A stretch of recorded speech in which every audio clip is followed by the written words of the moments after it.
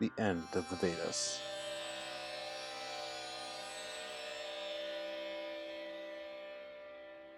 First, some refreshers from last time. Be sure you can answer these questions before moving along. What do we know about the religious world of the Harappan civilization?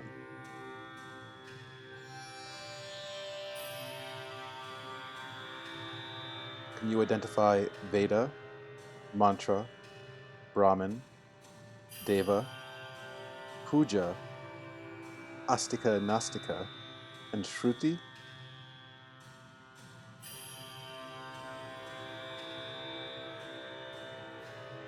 What is a scripture, and what are some things one can do with it?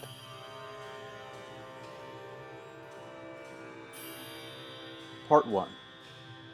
The importance and unimportance of texts. Last time, we talked about the arrival of the herding Arya into the subcontinent. They brought with them Indo-European languages, including most importantly, Sanskrit. They also brought, in Sanskrit, their songs, stories, and mantras, the Vedas, the collective wisdom of their people. These were called Shruti, things heard from the gods by ancient sages, who were in turn heard by the descendants of the Aryan migration, including Hindus today. We also talked about how after the colonial period, Protestant Christians brought with them the notion of religion to India, creating the category of Hinduism, Indiaism. Within and interlocked with religion was the concept of scripture, writings central to certain religions. For Protestant Christian colonizers, in this case that would be the British, scripture referred to that anthology called the Bible. For the local inhabitants of Greater India, scripture came to refer to the Vedas. But we noted too how scripture doesn't apply to other people the same way it applies to Protestant Christians. One more time just to remind you, for most Protestant Christians, all religions have a scripture. All scripture is written and thus unchanging. All religious people read that written scripture, and all religious people try to obey their scripture. While these rules do apply to some people that would call themselves Hindus, they don't always apply either.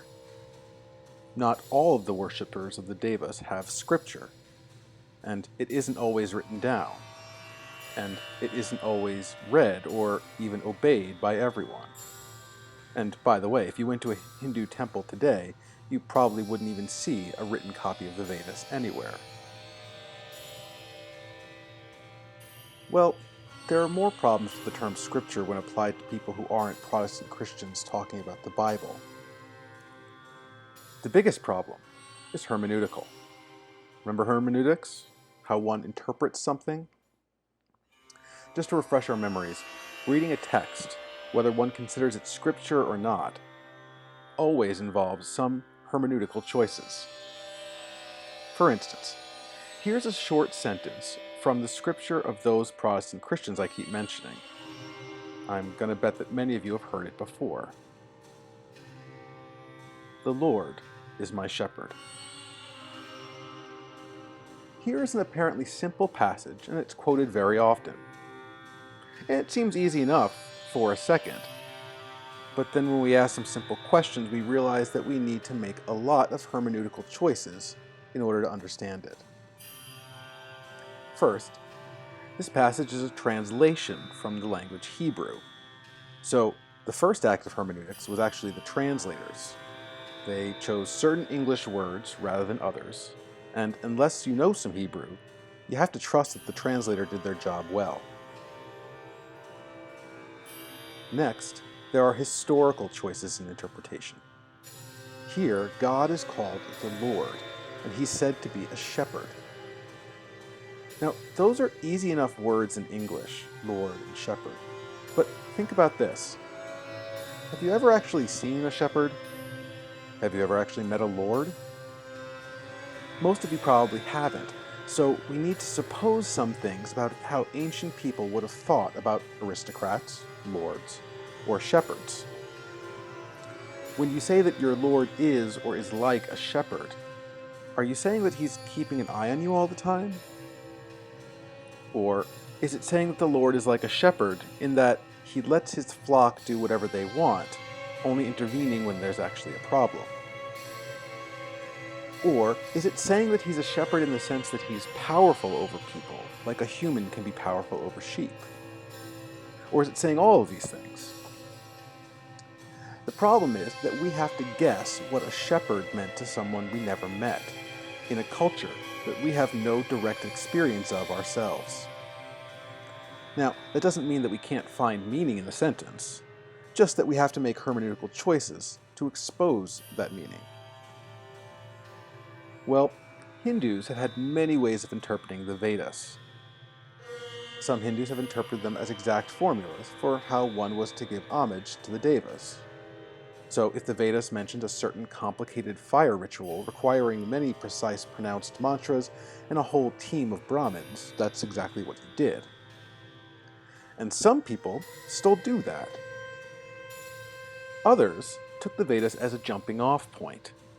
You didn't have to perform the exact rituals of the Vedas, but you could use the mantras there as new rituals, reformulated to give worship to other deva in other circumstances. You could easily find a modern puja entirely comprised of Vedic mantras, but not identical to any one ritual found in the written Vedas.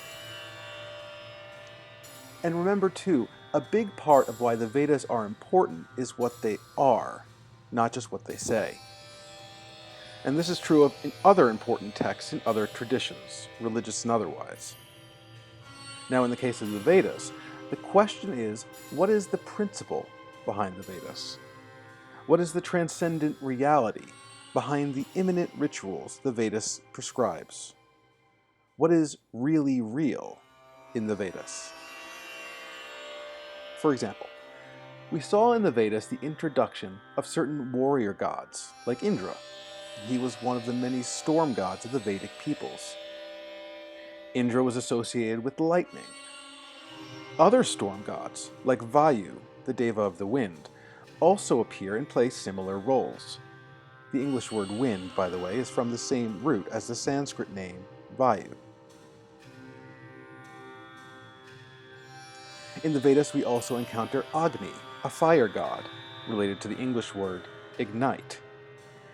Offerings given to Agni ignite, transforming the offering into smoke, and therefore the offering can ascend up into the heavens where the gods dwell. So we have these three Vedic gods, Indra, Vayu, and Agni, as well as many others. And then we also have the gods of the Harappan peoples, like the fertility goddesses. And near the end of the Vedic period, some of the Brahmins asked themselves, what do all of these gods and rituals have to do with each other? What do all these immanent things, these mantras and sacrifices and gods, what do they have to do with the transcendent? The stuff that language cannot touch, which is eternal, which is ultimately real. Are the Vedas talking about something that's actually not written directly in the Vedas? Part 2. The Vedanta movement. Between the 8th and the 6th centuries BCE, at the end of the Vedic period, a series of short texts appeared comprising the last of the Vedas. These texts are called the Upanishads. Upanishad literally means to sit down near someone or something. Brahmin priests would give teachings on the meaning of the Vedas and of the Devas, and groups of students would sit at their feet and listen. A Brahmin would perform a ritual, and then afterwards, the pupils would talk to this priest about the meaning of those rituals. So they would sit down near their master and learn. The Upanishads, the treatises of sitting down near a master, are records of these teachings. By the way, the name for this process of attaching yourself to a certain teacher or teaching exists today in American English in a rather bastardized form. This word is yoga, attachment. It's distantly related to the English word to yoke, meaning to bind yourself to something. While it might involve some kinds of physical exercise in the sense of American yoga, it also involved religious practices, philosophical instructions, and dietary and ritual performances. The Upanishads are records of ancient teachers explaining their yoga to their given students. The Upanishads, the ones that were written down anyway, would be attached to the end of each of the 4 major books of the written Vedas, both becoming part of the Vedas themselves, while also serving as a commentary on them, as hermeneutical keys of how to interpret the Vedas. That is, scripture that tells you how to read the rest of scripture.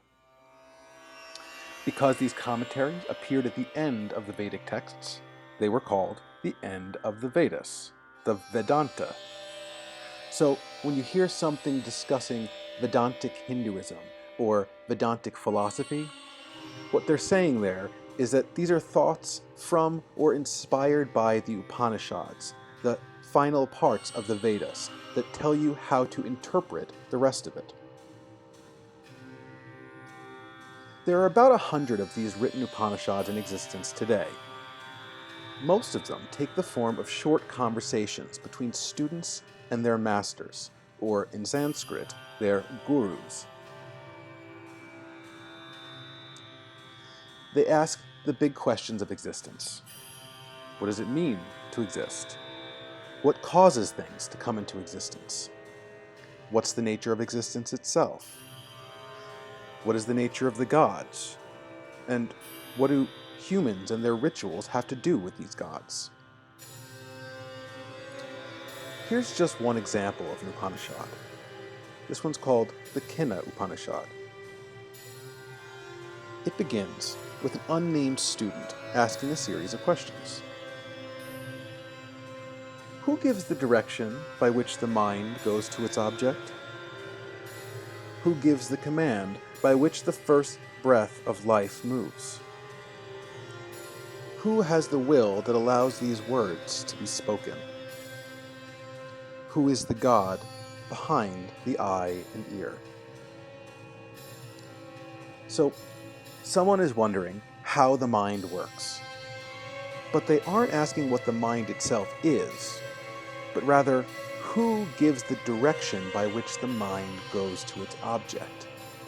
So not just what is the mind, but what supports the very existence of the mind? What comes before the very act of thinking? Then the student asks, who gives the command by which the first breath of life moves? Again, the student isn't just asking, what does it mean to be alive, but rather, where did life come from originally? Before there was any life, what was there that made life come into being? Who gives the command by which the first breath of life moves? Then the student reflects on words and languages themselves. Who has the will that allows these words to be spoken? So before there was human language, who was, as it were, speaking?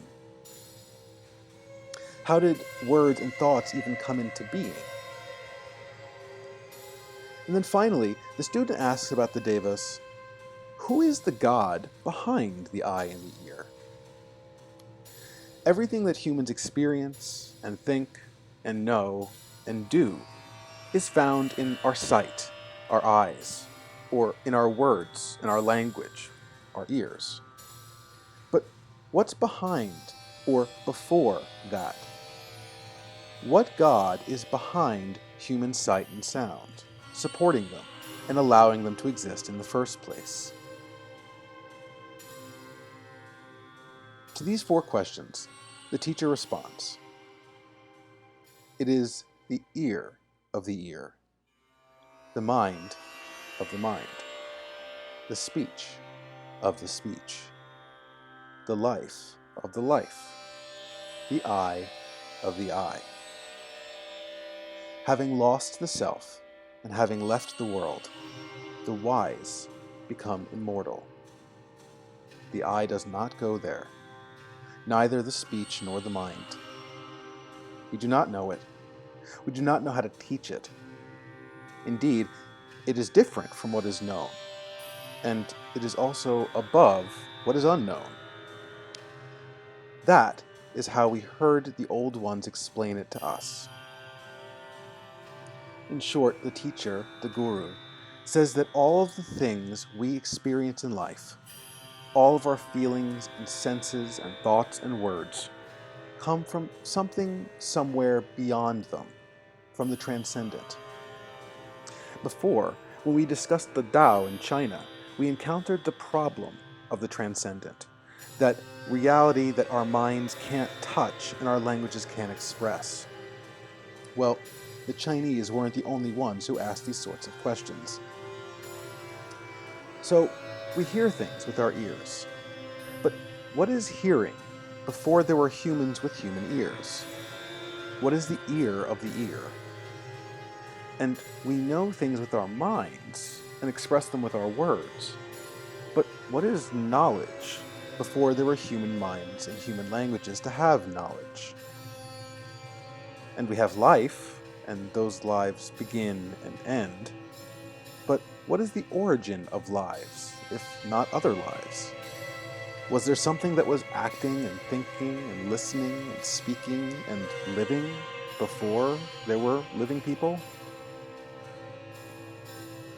Then the master tells the student that all of these elements of the self are bound up in this world that we live in.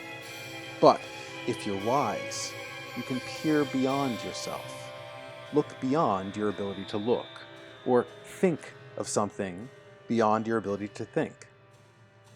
Having lost the self and having left the world, the wise become immortal. The I does not go there, neither the speech nor the mind. This transcendent reality cannot be seen, thought about, or spoken about in any way that we know of. But yet, it must be there. We do not know it. We do not know how to teach it. Indeed, it's different from what is known, and it is also above what is unknown. So, we don't understand this transcendent reality, and no one can teach it to you either. And not only can't we know it, it's beyond even not knowing, because it doesn't belong to any category of our limited experiences, either knowing or not knowing something. But yet, it's addressed somehow. Indeed, the teacher goes on to say, people have addressed it for a long time. That is how we heard the old ones explain it to us. So, in some sense, we can think about it and learn about it and teach others about it. And people have been doing that for a very long time. Even the ancients, the old ones, did that. The Vedic Brahmins referred to this unknown transcendent reality as Brahman. Brahman literally means the expansive, the thing that expands and grows. Try not to confuse it with the similar word for Vedic priests. Those are Brahmins, this is Brahman. Brahmins are the priests, Brahman is transcendent reality. This is the reality that stands behind our reality, supporting it, making it possible, but therefore it stands outside of it. The teacher goes on. It's not that which is expressed by speech, but that by which speech is expressed. Know that this is Brahman, and not what people hear adore. So Brahman is not something you can talk about, but the thing that allows us to talk in the first place. And then that last part, and not what people hear adore. Well, what do people here adore? This refers to the gods. Brahman is not a god the way that Indra or Vayu or Agni are gods. Brahman is behind the gods, or beyond the gods.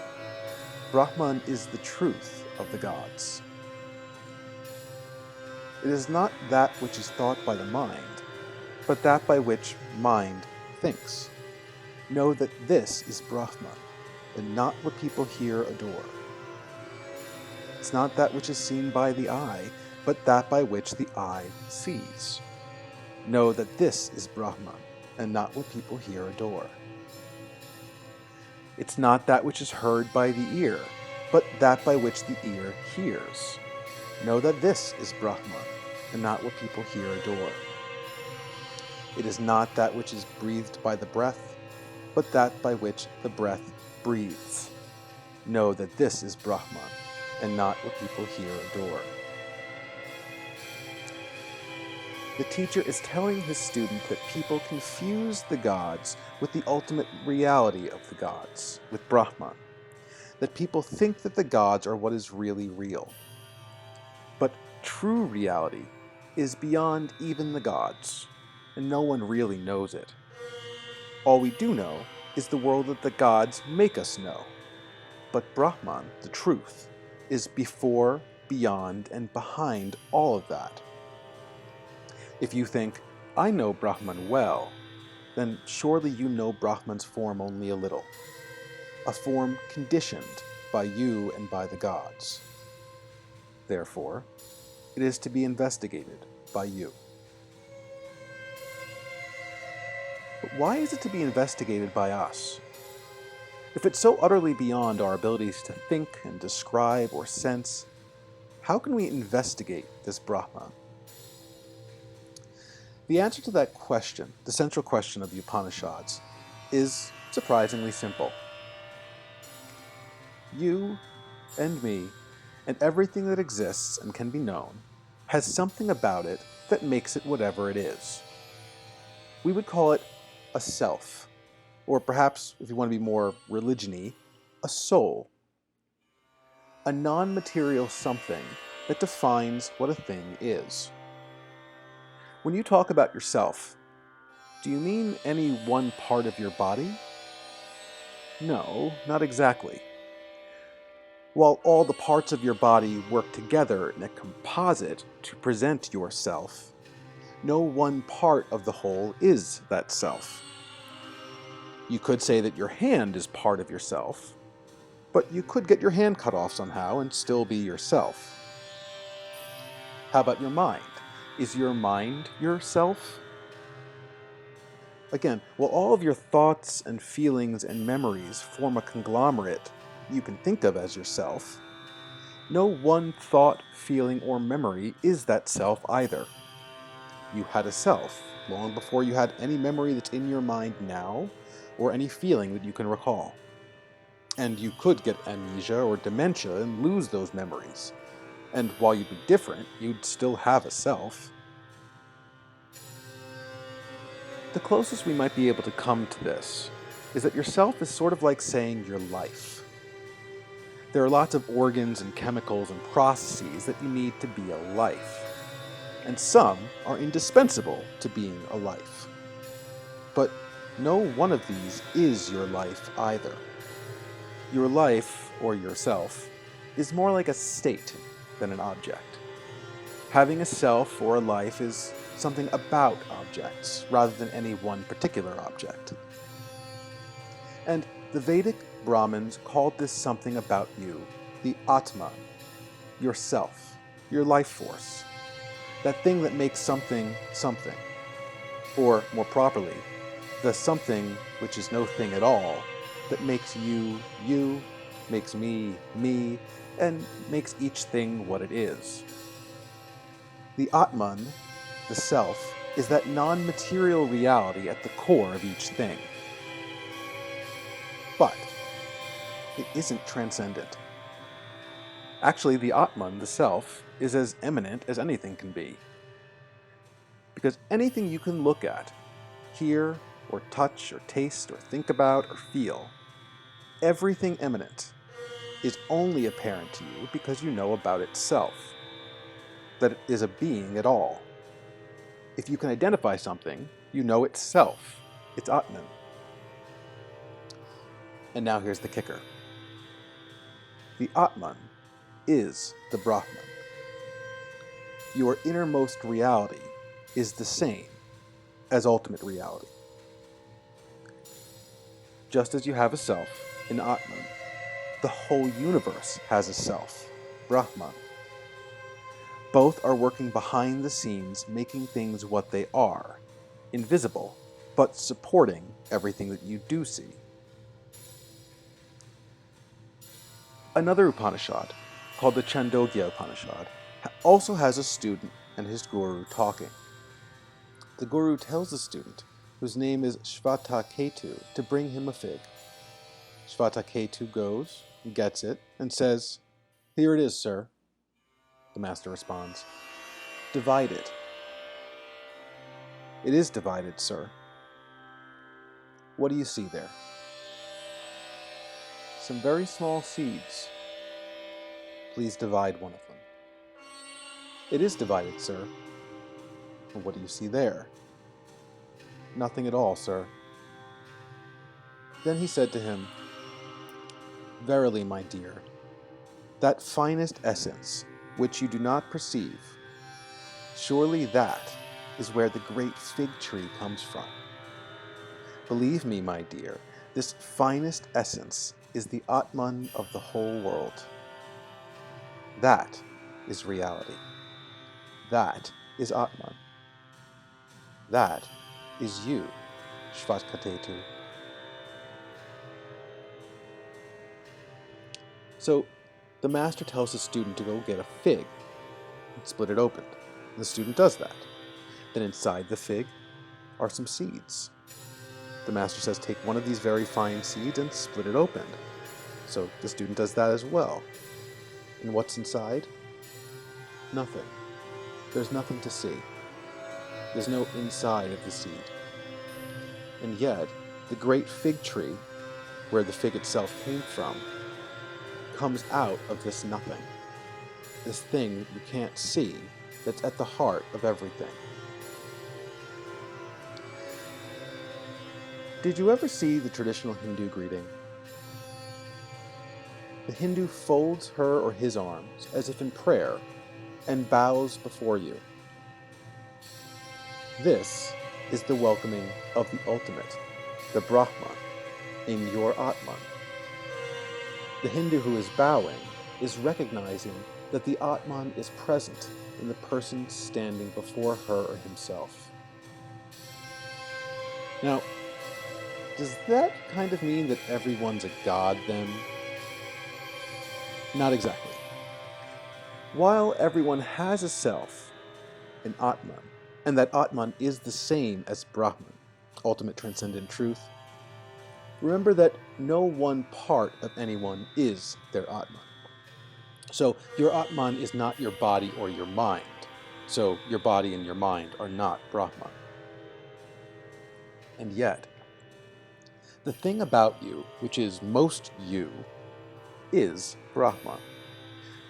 Not in the sense that you, a college student with a certain name and height and outfit, are ultimate truth, but that the thing that makes you you, the thing which does not pass through time or age, or locate itself anywhere specifically on or in your body, and yet defines you, yourself, that Atman is Brahman.